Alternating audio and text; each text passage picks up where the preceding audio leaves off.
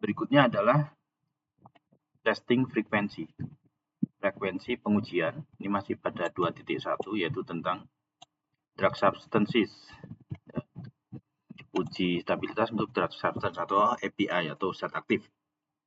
Untuk long term studies, frequency testing should be sufficient to establish the stability profile. Jadi tujuannya yang penting ini adalah frekuensinya mencukupi untuk menetapkan profil stabilitas dari zat aktif tersebut. Untuk zat aktif yang didaftarkan dengan retest periodnya itu minimal 12 bulan, at least 12 bulan. Jadi produsen zat aktifnya mendaftarkan produk baru ini, zat aktif baru ini dengan retest periodnya. Nanti dibuka lagi glosariumnya, retest period itu apa, 12 bulan, maka frekuensi pengujiannya pada long term storage condition itu adalah minimal dilakukan setiap 3 bulan itu pada tahun pertama, kemudian 6 bulan pada tahun kedua, dan annual atau tiap tahun pada tahun berikutnya setelah tahun kedua. Jadi tahun ketiga, tahun keempat, tahun kelima, sampai dengan propose retest periodnya. Jadi kalau retest periodnya 5 tahun ya sampai dengan 5 tahun. Jadi yang tahun ketiga, keempat, kelima itu dilakukan tiap tahun sampai dengan retest period. Itu long term studies-nya untuk frekuensinya seperti itu. Kemudian yang accelerated, pengujian yang accelerated itu minimal 3 titik waktu yang meliputi awal dan akhir. Kalau untuk 6 bulan itu berarti 0 pada bulan ke-0, bulan ketiga, dan bulan ke-6. Jadi pada accelerated minimal 3 titik waktu pengujian.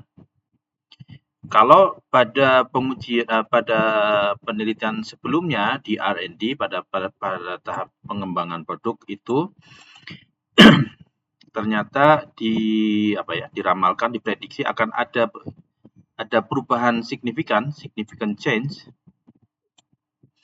atau waktu development itu diketahui bahwa ini bakalan akan ada perubahan yang memenuhi significant change kriteria, maka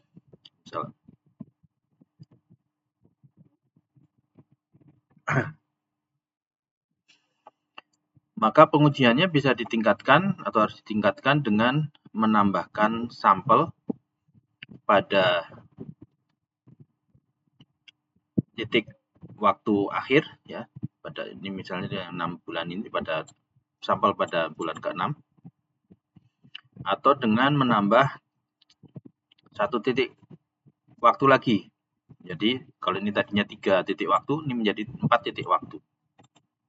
Ya, jadi kalau diprediksi berdasarkan data development, pengembangan produk, pengembangan di R&D itu bahwa itu akan ada significant change selama 6 bulan itu, maka pengujiannya ditambah, ya.